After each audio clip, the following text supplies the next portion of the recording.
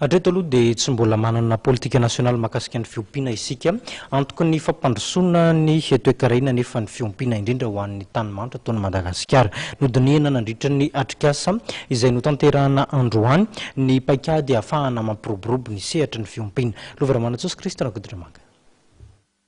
Nampiseho ny fahavononany sy ny ametraka politika nasionaly mikasika ny sehatra ny fiompiana ny ministeran'ny fiompiana.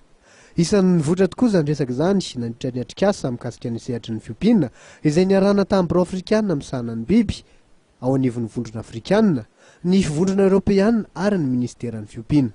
Dia atao hoe projet VETGOV izany hoe veterinary governance.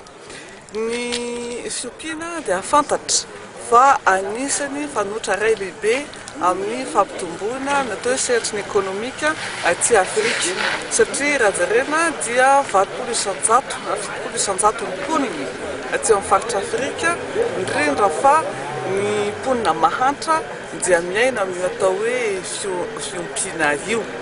Ny fiompiana nefa dia fantatra fa mandalo sedra maromaro izy indrindra fa ny aretina izay mety mahazo ny biby ary ny aretina izay mahazo ny biby io dia mety koa mifindry aty amin'ny olombelona.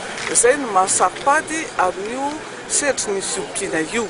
Ka ilay projet dia hoe VETGOV izay na veterinary governance dia ametraka indrindra amin'ny hoe bonne gouvernance eo amin'ny sehatry ny service sanitaire vétérinaire, institutionnalisation an'ny resaka texte momba ny fiompiana, ohatra zany ny fametrahana indrindra ao aorianan'ity atrikasa ity ny politika nasionala momba ny fiompiana izay tsy misy eto Madagasikara. Maro dia maro ireo tsy fahampiana antsoina ihany koa hoe GAP tokony ho fenona raha ao Madagasikara manokana ny resahana.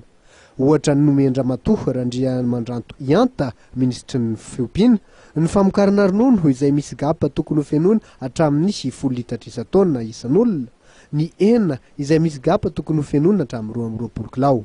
Haritra 3 andro dia atrikasa mikasika ny sehatry ny fiompiana ity izay tanterahana etsy amin'ny efitran'ny Development Learning Center etsy Anosy.